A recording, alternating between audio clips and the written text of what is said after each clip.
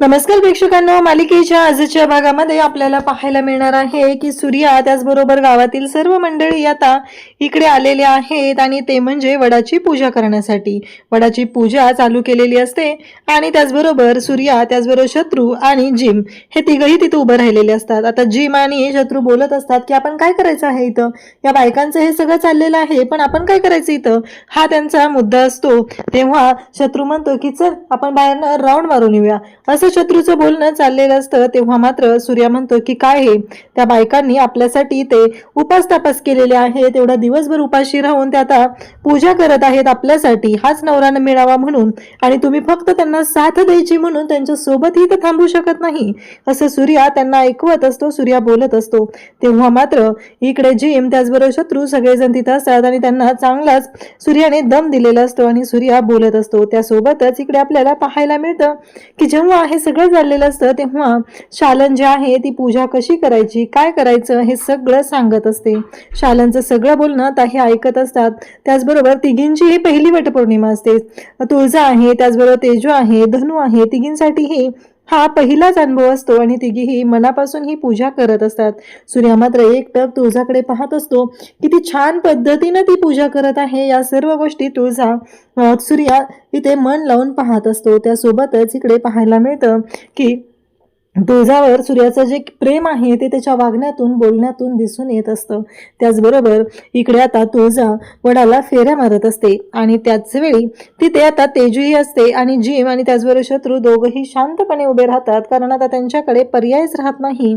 कशा पद्धतीनं त्यांचं वागणं चाललेलं असतं, काय चाललेलं असतं, या कोणत्याच गोष्टीबद्दल त्यांच्या मनामध्ये आता तिथे गोंधळ सुरू झालेला असतो. त्यासोबतच तुळजा आहे ती तिथूनच पाहत असते. धनू येते आणि धनू तुळजाकडे पाहते. तुळजा नक्की काय करते म्हणून वहिनी असं करते. सूर्यादादा मात्र तिच्याकडेच पाहत आहे आणि त्याचबरोबर इकडे आपल्याला पाहायला मिळतं की जेव्हा सूर्य आणि तुळजा एकमेकांकडे पाहत असतात तेव्हा सगळ्यांचं लक्ष त्यांच्याकडे असतं.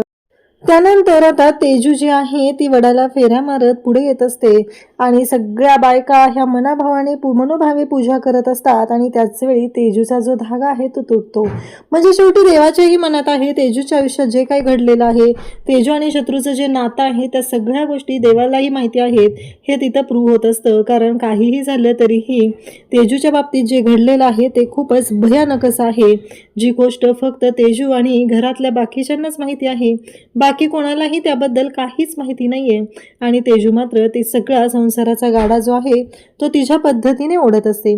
इकडे बायका ज्या उभ्या असतात त्या म्हणत असतात की खरंच कसं दिसावं तर त्या ह्यांच्या डॅडींच्या सुनेसारखं काय रूप, काय सौंदर्य, काय तेज आले. या दिवसात बाईच्या चेहऱ्यावरही तसं तेज आलेलं असतं, कारण तेजू जी आहे ती प्रेग्नंट आहे, त्यामुळे त्यांचं हे सगळं बोलणं चाललेलं असतं. त्याचबरोबर बायका म्हणत असतात की तेजू खरंच खूप गुणी आहे, लहानपणापासून मी तेजूला पाहत आलेले आहे, खरंच तेजूसारखं गुणी आजपर्यंत मी कोणाला पाहिलेलं नाही, असं त्यांचं बोलणं चाललेलं असतं. त्यासोबतच त्या म्हणत असतात की खरंच सून असावी तर तेजूसारखी, एवढी गुणी मुलगी आहे, एवढं सगळं ती मनापासून करत असते.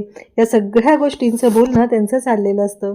त्यासोबतच इकडे पाहायला मिळतं जेव्हा ह्या बायका तेजूचं कौतुक करत असतात तेव्हा त्या शिवायही घालत असतात की बघितलं ना, तो तिचा नवरा तो कसा आहे, त्याने काय केलेलं आहे आजपर्यंत, कशा पद्धतीने वागलेला आहे तिच्याशी, कारण त्याने त्याची लायकी विसरून, त्याची पातळी विसरून तो वागला, तरीही आज ती वडाची पूजा करत आहे, हाच नवरा मिळावा म्हणून. एवढ्या सगळ्या लोकांच्या समोर त्याने तिच्यावरती जे काही आरोप केले पण ती थोडीही डगमगली नाही, ती थोडीही जागची हल्ली नाही.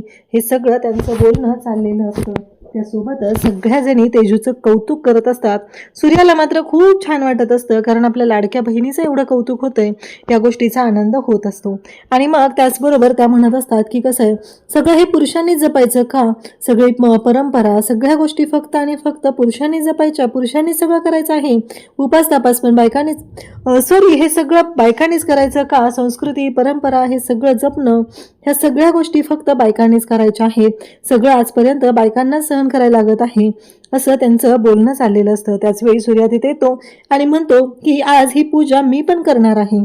तेव्हा मात्र सगळेजण तिथं असतात. डॅडी येतात आणि म्हणतात जावई काय चाललंय तुमचे, हे डॅडींचं जे रूप आहे ते पाहून सगळ्यांनाच धक्का बसलेला असतो, कारण अचानक डॅडींनी एंट्री घेत हे सांगितलेलं बोललेले असतात आणि डॅडींचं जे रौद्र रूप आहे ते समोर येतं.